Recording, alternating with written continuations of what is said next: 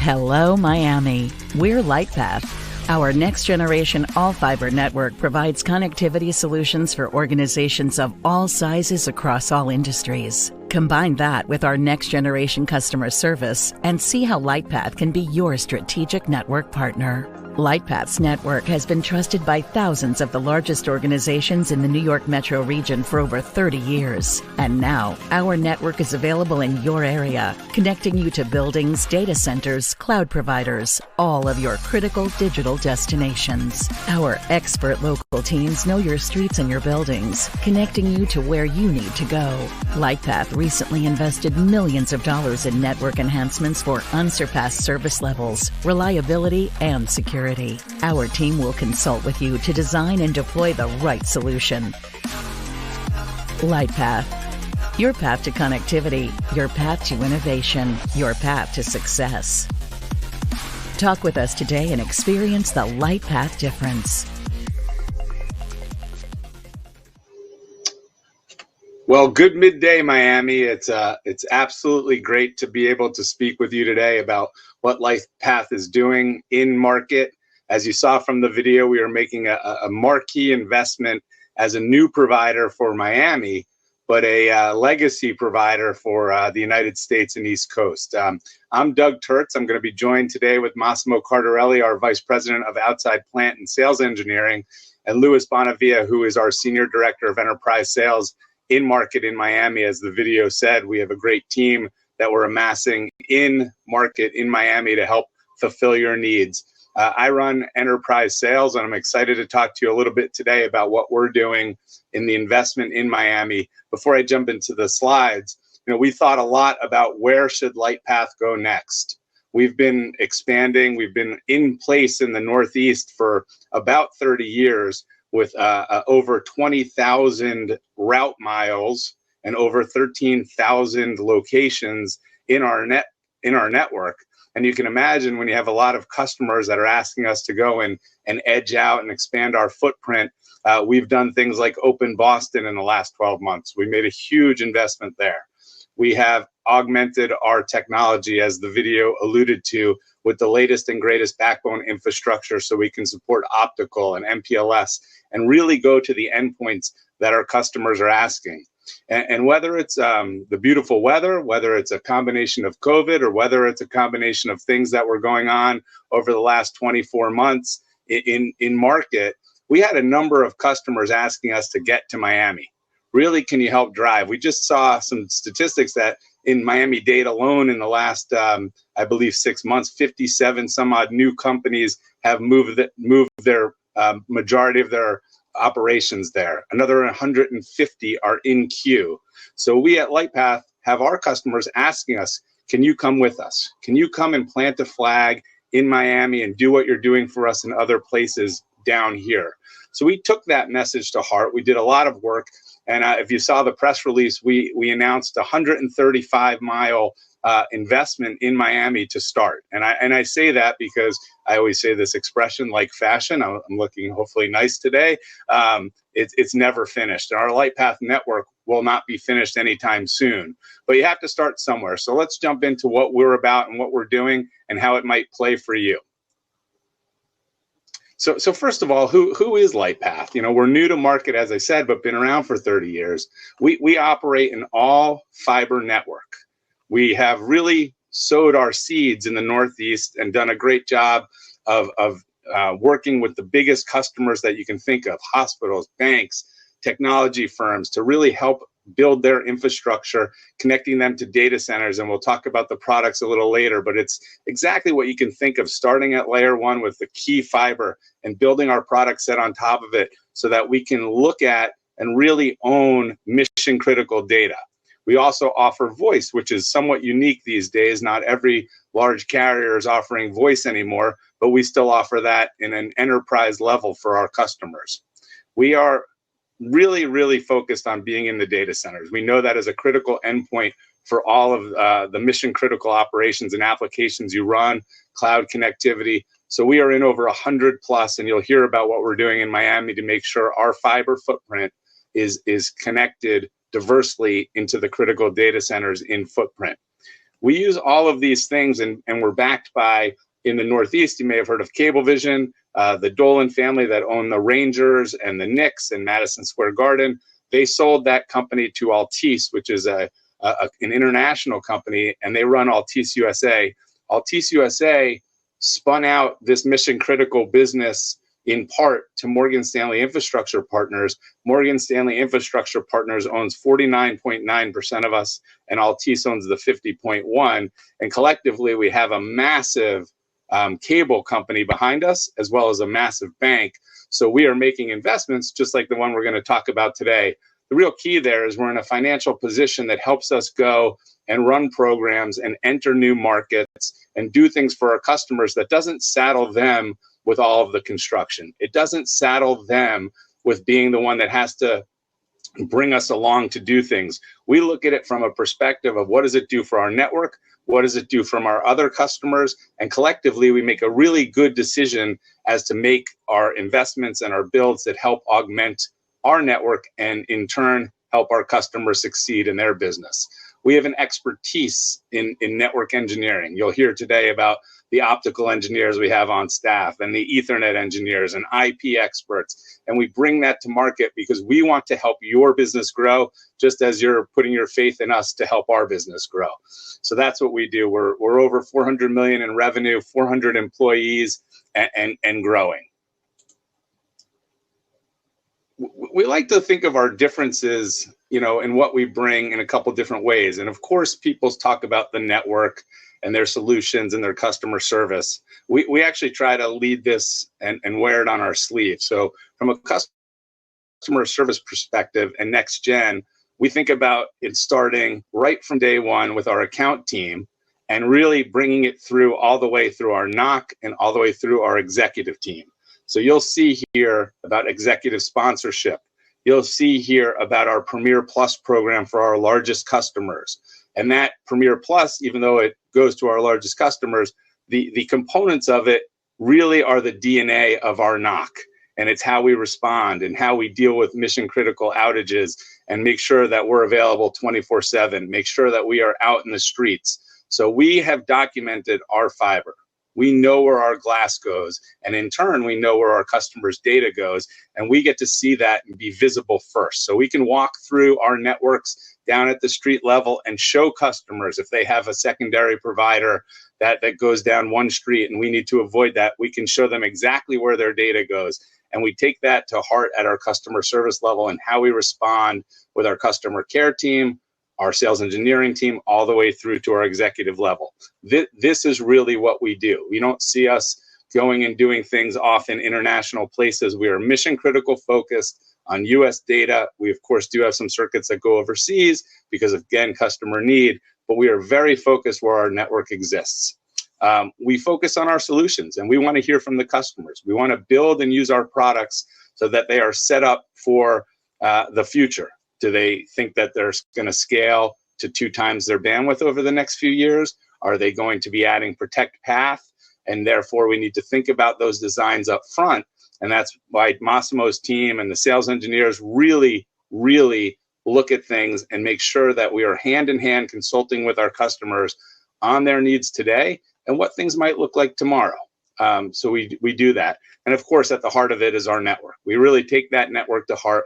We want to always be capacity planning. We want to always be improving our routes, river crossings, data centers. We use all those things to put in robust cables so that when you need something, it's already there. So we are trying to think down the road of where's next. So you think about what we're doing in Miami, and I think about it, and you'll hear today about the first ring, the downtown ring, the expansion rings, and then where do we go beyond? It's going to be hopefully Florida, and it's where our customers need us to go to data centers in Orlando or POPs in Tampa to make us more complete and make you more complete.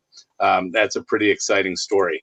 And that story really starts at the top with our leadership team. So, don't usually want to go in slides here and talk about people. The main purpose of this, and you get to see me on there, is that the folks on this slide have worked together, and I can include Massimo and I can include Lewis on this as well.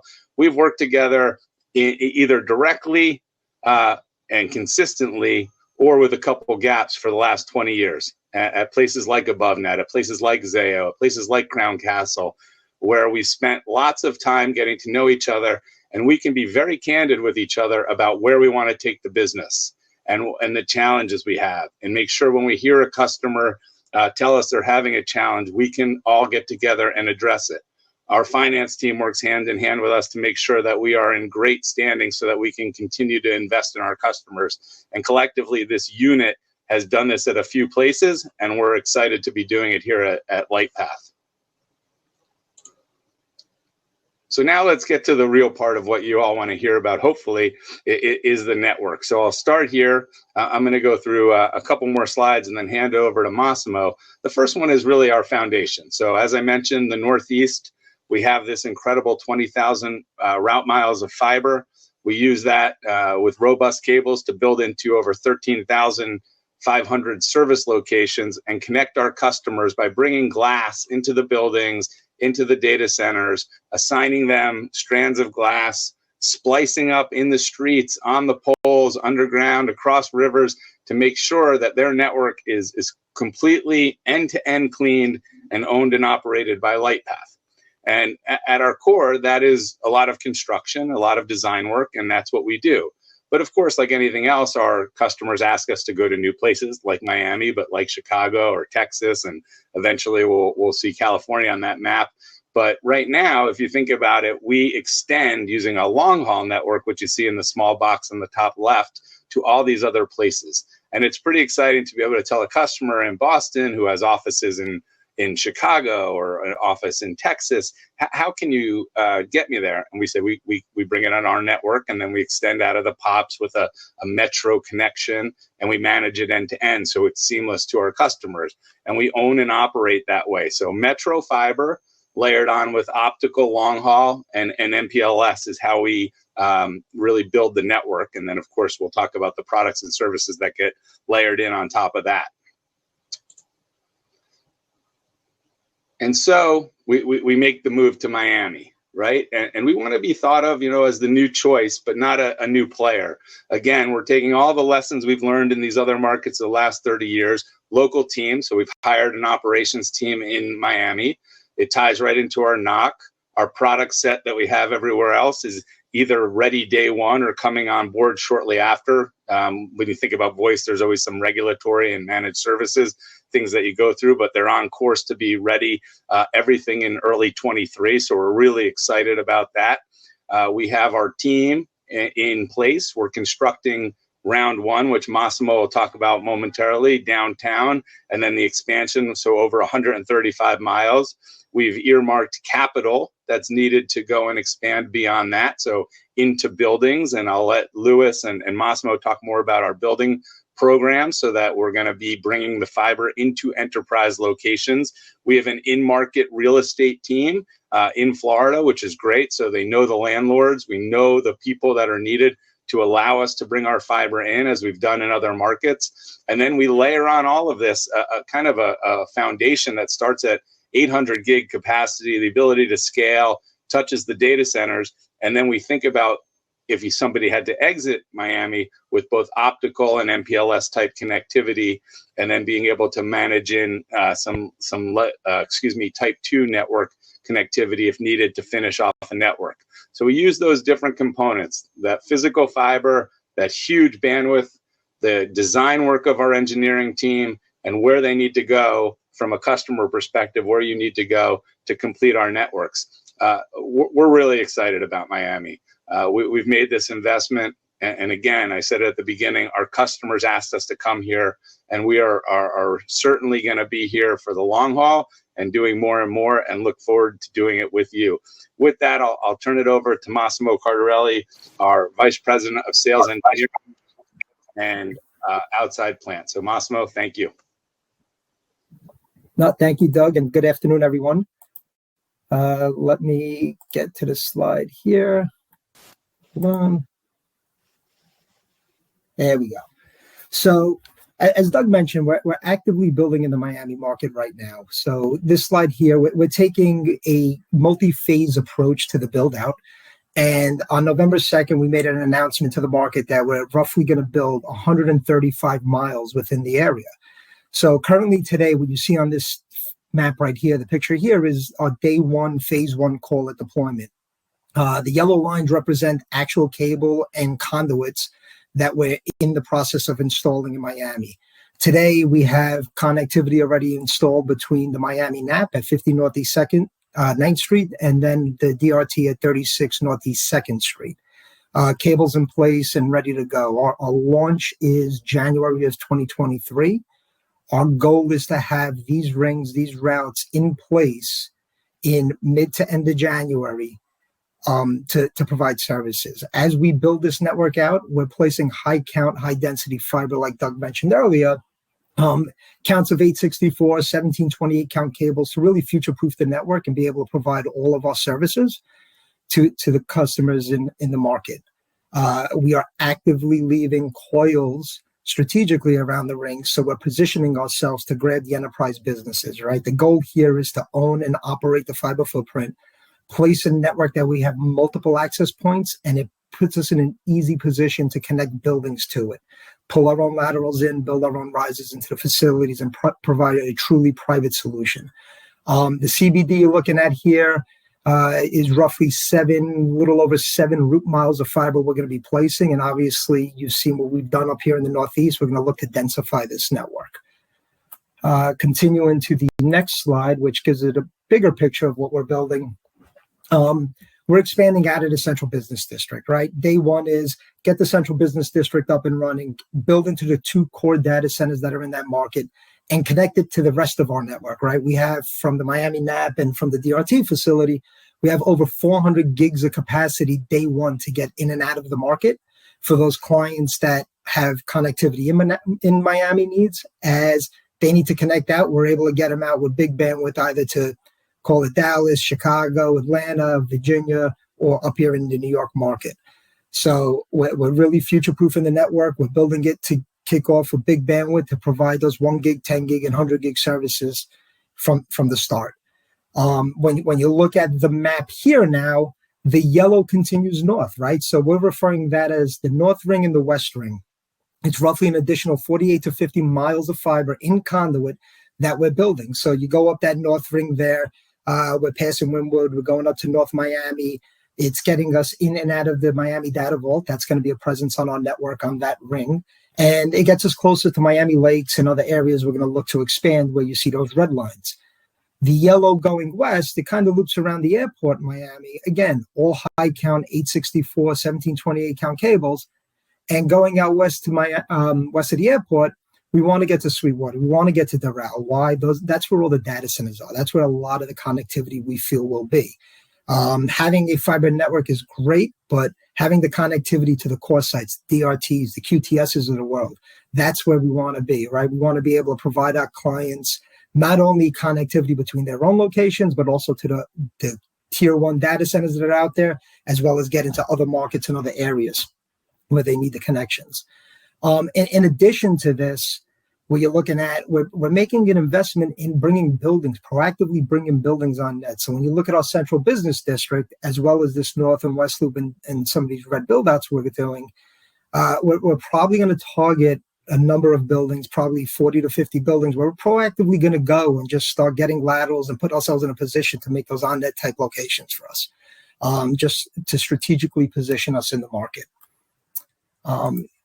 What's this do for us? Next slide here, our services. Doug kind of touched on this a few slides prior. Connectivity, that's our core, right? High count cables, 864s, 1728s. It allows us to provide either shared or truly private networks to our clients. Services on the connectivity is going to be Ethernet. It's going to be waves. Ethernet could be anywhere from a 10 meg circuit up to 10 gigs across an Ethernet backbone or higher, right? Wavelength services could be on a shared wavelet platform or a truly private wavelet platform where it's fiber and hardware 100% dedicated to our clients from a security perspective. We're going to have upstreams from internet providers down in market, local in market. We're going to have LP FlexNet. That's our version, it's what we call SD-WAN. That's going to be available in market as well. And I kind of touched on private networks and dark fiber, right? You place the 864s in the ground. it gives us that flexibility and the ability to really dedicate fiber strands to individual clients and build out a true private network for their experience. Managed services, Q1, end of Q1, early Q2, we're going to overlay voice services, Team Direct's routing on top of our offerings, DDoS protection, and additional managed security and managed Wi-Fi. All these will be services that are overlay either on our Wave or Ethernet type backbones that we're going to be deploying. And obviously applications, right? This network here, the purpose of building out networks and connecting to data centers and connecting out of the market, it allows us to bring you to cloud providers, right? We'll have local cloud on-ramps in market, but we can also bring you back to, call it Secaucus, New Jersey, or New York City, or Virginia for that matter, for Cloud Connect. Data center connectivity, I mentioned that Western Loop we're building. You got the QTSs, the DRTs, the core sites, the Miami Data Vault, allowing us to provide connectivity with big bandwidth in each one of those facilities. And obviously, landing stations and transatlantic type capacity coming in, being in those facilities, allow us to do the last mile and the connectivity to those services coming in as well. So again, a dense fiber footprint, 100% owned by us, connectivity in market, connectivity out of market.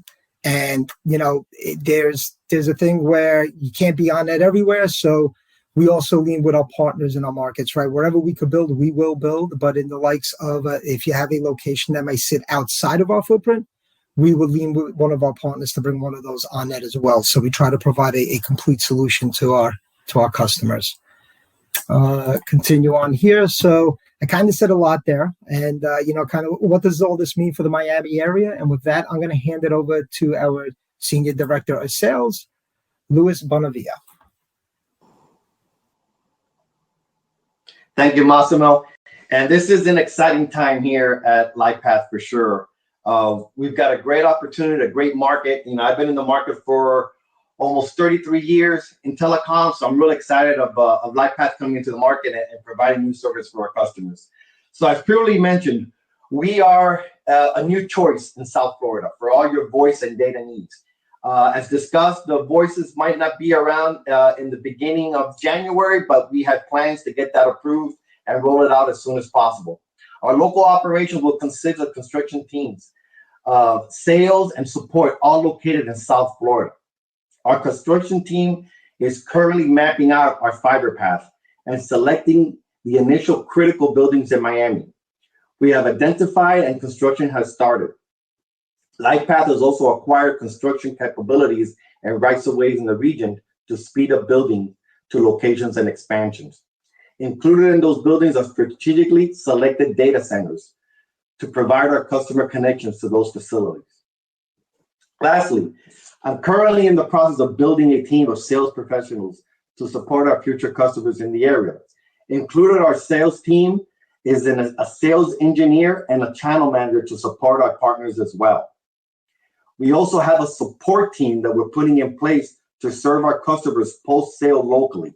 And that's one of the exciting things is that you're going to get not only an account team locally here in Miami, but you're also going to get a customer client service manager locally as well to assist us with any post-sale questions or add-ons that we might need in the future.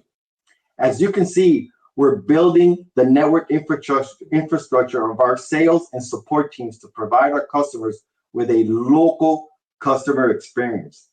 My team will be ready in January.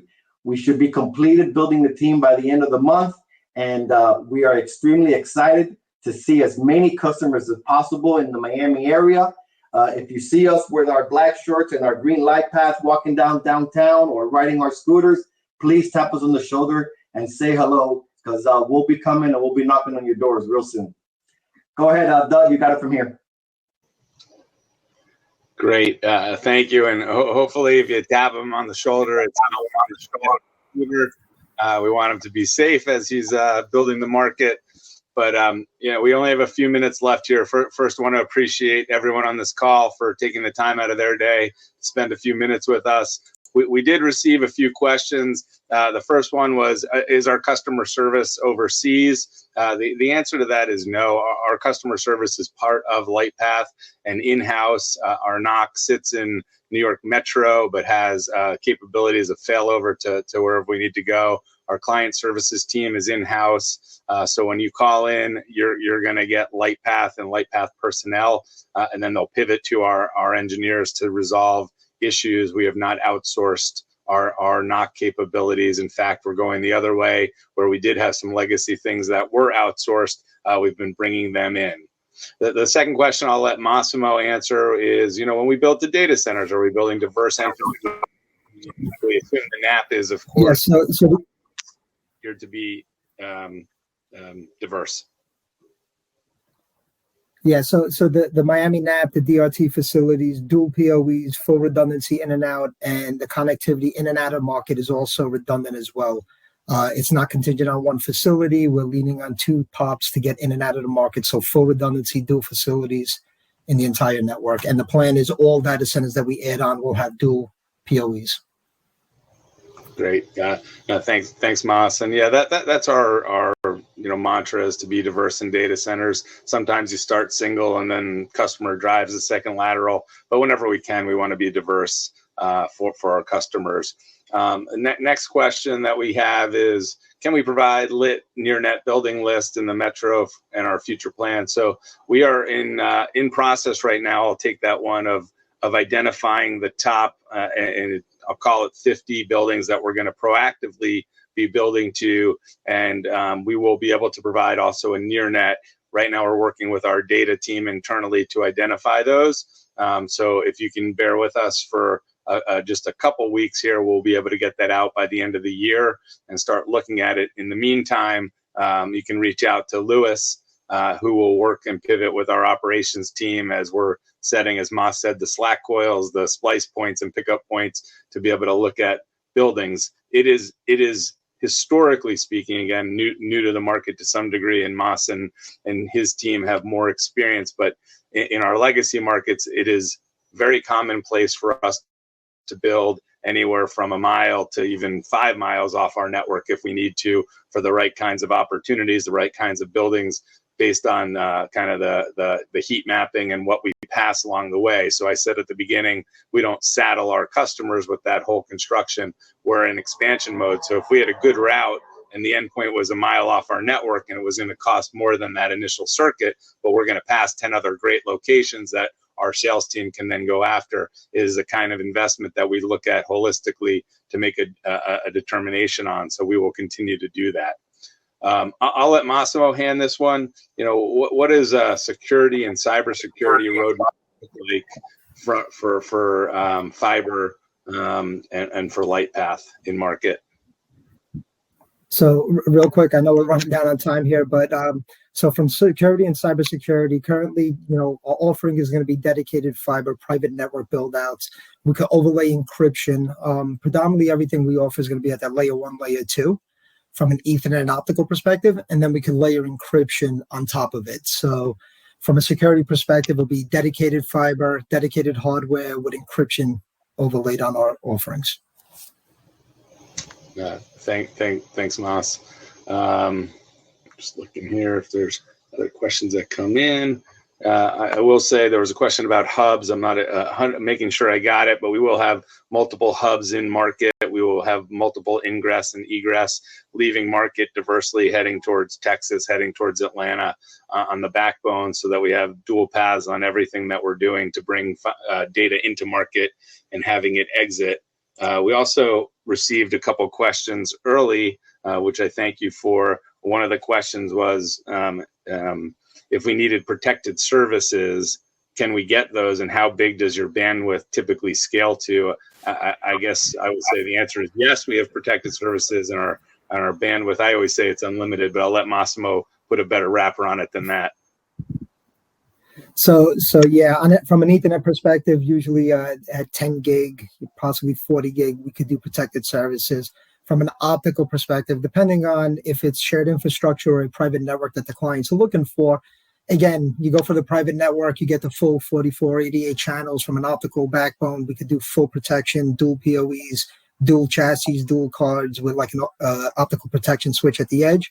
Bandwidth-wise, today, optical networks could do up to 800 gigs on the line side. So I would say from an optical side, anywhere from 1 gig up to 400, and then 800 once client handoffs, so up the 400 and 800 levels.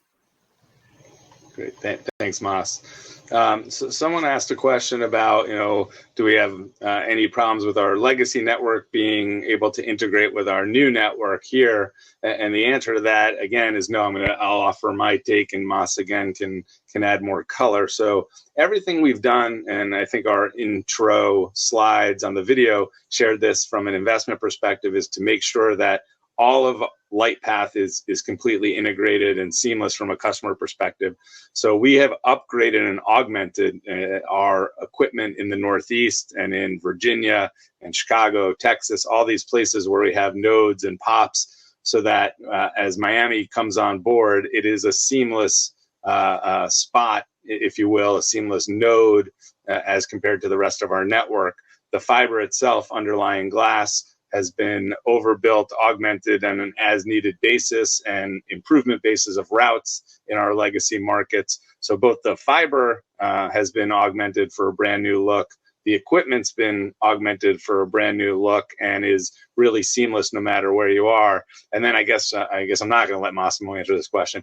Take it one step beyond that is the extensions beyond our POPs. We have put into place, Massimo said it before, NNIs. So when we have a customer that's got a node extended beyond our network, so if somebody called us and said, we're in Miami and in Virginia and in Texas, and I can check all those boxes, but we're also in Colorado, and I look and I don't have a POP today in Colorado, I can map that either singularly using one of our partner companies or diversely to two of our POPs and manage it end to end and SLA it so that it is our NOC, our oversight, and seamless to the customer.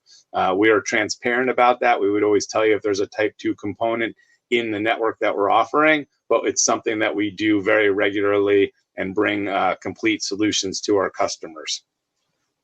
So I know we have a minute left here before we run out of time. Again, I thank everyone today. I'll let Massimo take the last question here. And that question is, when you're looking at building into Miami and the territory and timeline, should we be thinking about only things that are within a mile of your backbone? Or can we be thinking that you can do bigger jobs and construct well beyond what maps we just saw?